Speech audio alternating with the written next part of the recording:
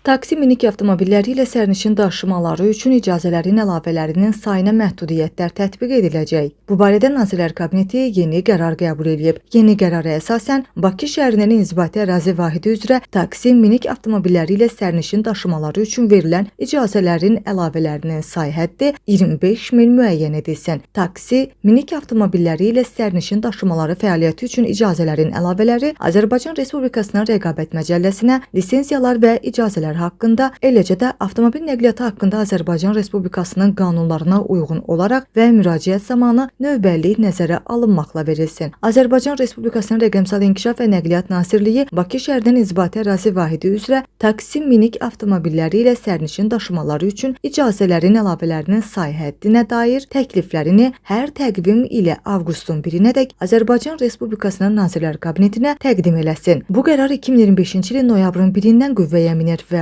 bu qərarın birinci hissəsində qeyd olunan icazələrin əlavələrinin yeni say həddinin müəyyən olunduğu tarixədək qüvvədədir.